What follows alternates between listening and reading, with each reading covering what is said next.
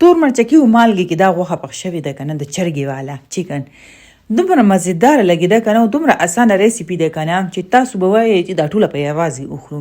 ساده غونته کېده، ډېرې مسالې هم پکې نه استعمالیږي او د ګریوي ته وګورئ دغه شانتې غوښه دومره نرمه وه کنه جوسي غونته کې. راځي چې اسانه طریقه درته وښیم. دلته د چرګې غوښه واخلي، هغې باندې 2 یا 3 نیمبوانو والا جوس واچوئ، مطلب اوبه ترې نه زور ورکړئ چې اوبه ترې راوځي.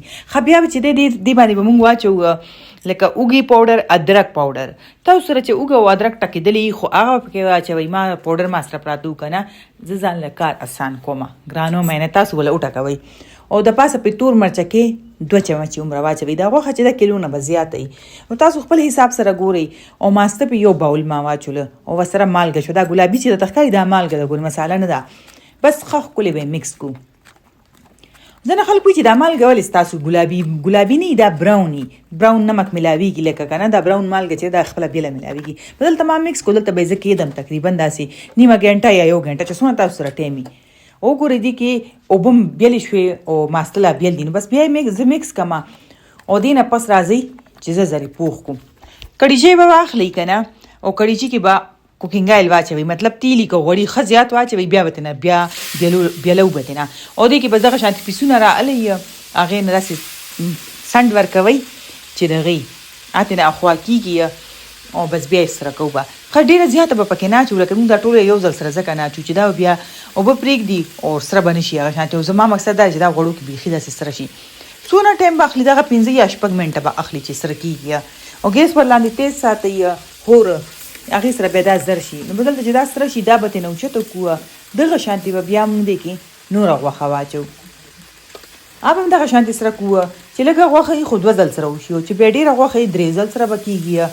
او که لوښې لږ لوی وي خو هغې کې بیا اسانتیا شي. بس دغه شانتې مطلب دا دی چې ټوله غوښه سره کوي.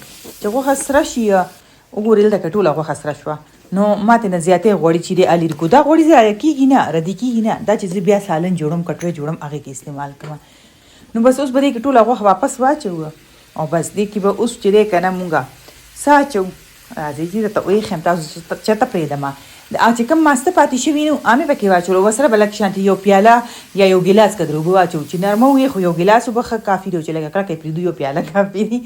او د پاسه به پرې واچوو د زیره پاوډر او دنیا پاوډر.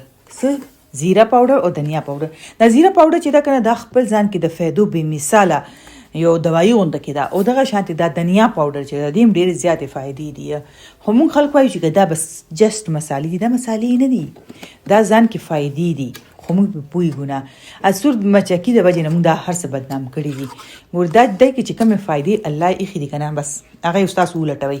ښه دلته وګورئ ما پرې ډکن کېښوم او ډکن نه پس مې چې بیا وکته لکه یو څو ځل مې پکې وکته نو دا داسې بس فارم کې راغلی ده. اوس دا ستاسو مرضي ده چې اوبه پکې زیاتې پرېږدئ نو لږې پکې واچوئ که نه نو بس صحیح ده. او دا غوښه دومره نرمه وه دومره چې زه تاسو ته ویلی نشم. داسې بې انتها نرمه وه او بې انتها خوندوره وه. بس ادرک پې اچوئ، دنیا پې اچوئ که نیمبو پې ایږدئ چې څه پې ایږدئ ستاسو مرضي ده. او تاسو یو ځل جوړه کړئ تاسو خپله بیا په خوند هم پوه شئ او خوند به درې درکوي. او دې کې لږ شانتې تاسو کارنفلور هم اچولی شئ. کارنفلور خو به پېژنئ که نه هغه چې داسې 1 چمچ په نیمه پیالې اوبو کې هلکې په دې ټایم پکې واچوئ که نه او ورسره بس داسې معمولي یو جوش وکړي. بس بیا دا پوره ګریوي به یې تیاره شي. مطلب دې کې اوس ګریوي دومره زیاته نه ده که نه خو مونږ یې لکه روټۍ سره خوړی شو او که نان سره یې خوري بیا لږه شانتې ګریوي دا د بازار روټۍ سي هغې سره لږه دا ګریوي زیاته پکار خو ډېر مزېدار جوسي د تورو مرچکو چکن شو تیار.